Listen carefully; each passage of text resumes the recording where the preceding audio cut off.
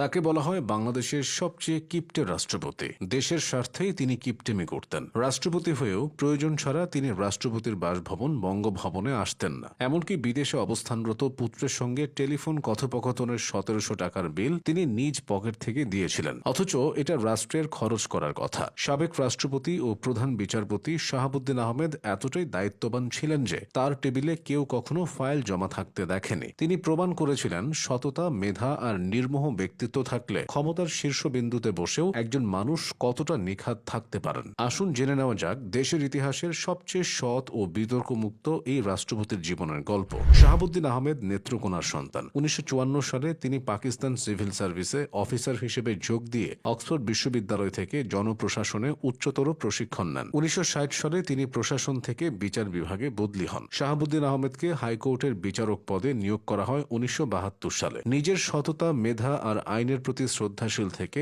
ধাপে ধাপে তিনি উঠে আসেন বিচার বিভাগের সর্বোচ্চ শিখরে। ১৯৯০ সালের ১৪ জানুয়ারি তিনি বাংলাদেশের প্রধান বিচারপতি হিসেবে নিয়োগ পান। ১৯৯০ সালে স্বৈরাচার বিরোধী আন্দোলনে ৬ ডিসেম্বর পতন ঘটে এরশাদ সরকারের। কিন্তু এরপর কে ধরবেন দেশের হাল, এটা নিয়ে বিতর্ক শুরু হয়। তখন তিনটি রাজনৈতিক জোট সর্বসম্মতিক্রমে এমন একজনকে খুঁজছিল যিনি সম্পূর্ণ নিরপেক্ষ। অবশেষে প্রধান বিচারপতি শাহাবুদ্দিন আহমেদকে অস্থায়ী রাষ্ট্রপতির জন্য একমত পোষণ করে রাজনৈতিক দলগুলো। কিন্তু প্রথমে তিনি রাজি না হলেও পরে এক অভূতপূর্ব শর্ত দিয়ে রাজি হন। তিনি বলেন, আমি অন্তর্বর্তীকালীন সরকারের দায়িত্ব নেব, একটি সুষ্ঠু নির্বাচন দেব এবং তারপর আমি আবার আমার প্রধান বিচারপতি পদেই ফিরে যাব। শর্ত অনুযায়ী তিনি অস্থায়ী রাষ্ট্রপতির দায়িত্ব গ্রহণ করেন এবং দেশের প্রথম নির্দলীয় তত্ত্বাবধায়ক সরকার গঠন করেন। খুব অল্প সময়ের মধ্যে প্রশাসনকে নিরপেক্ষভাবে সাজিয়ে তিনি ১৯৯১ সালের ২৭ ফেব্রুয়ারি একটি অবাধ, সুষ্ঠু ও নিরপেক্ষ নির্বাচন উপহার দেন। এই সময়ে তিনি বিতর্কিত বিশেষ ক্ষমতা আইন সংশোধন করে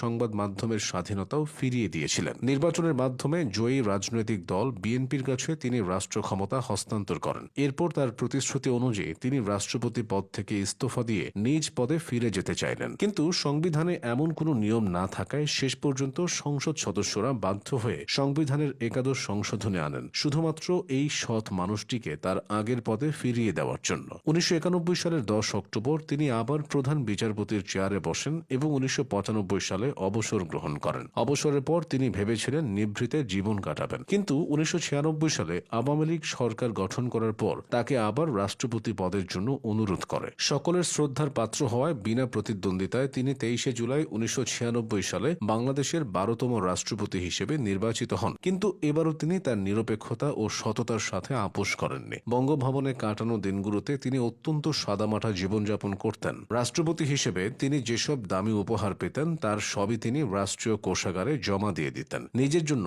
কিছুই রাখতেন না। বঙ্গভবনে অপ্রয়োজনীয় পদ বাতিল করে তিনি সরকারি অর্থের অপচয় রোধ করেছিলেন। তিনি ছিলেন পুরোপুরি দলকানা মুক্ত, যার ফলে ২০০১ সালের নির্বাচনে আওয়ামী লীগ পরাজিত হওয়ার পর দলের অনেক নেতা তাকে বিশ্বাসঘাতক বলে মন্তব্য করেন। এর জবাবে শাহাবুদ্দিন আহমেদ তার সেই বিখ্যাত আক্ষেপের কথাটি বলেছিলেন, তাদের কথায় সায় দিলে আমি ফেরেশতা, না দিলে শয়তান। তার দুর্নীতি বিরোধী কঠোর মনোভাবের কারণে অনেকেই তাকে ভয় পেত, আবার সাধারণ কর্মচারীরা তাকে প্রচন্ড ভালোবাসত। ২০০১ সালে রাষ্ট্রপতির মেয়াদ শেষ হওয়ার পর তিনি আর কখনোই কোনো রাজনৈতিক বা রাষ্ট্রীয় অনুষ্ঠানে যাননি। রাজধানীর গুলশানের নিজ বাসভবনে একদম নিভৃত ও নিঃসঙ্গ জীবন কাটিয়েছেন। ২০২২ সালের ১৯ মার্চ ৯২ বছর বয়সে তিনি না ফেরার দেশে পাড়ি জমান। ক্ষমতার মঞ্চে অনেক নেতা আসেন, অনেক নেতা যান, কিন্তু বিচারপতি শাহাবুদ্দিন আহমেদ প্রমাণ করে গেছেন সততা আর দায়িত্ববোধ থাকলে ক্ষমতার মোহ কাউকে অন্ধ করতে পারে না। বাংলাদেশের ইতিহাসে তিনি চিরকাল এক উজ্জ্বল নক্ষত্র হয়ে থাকবেন।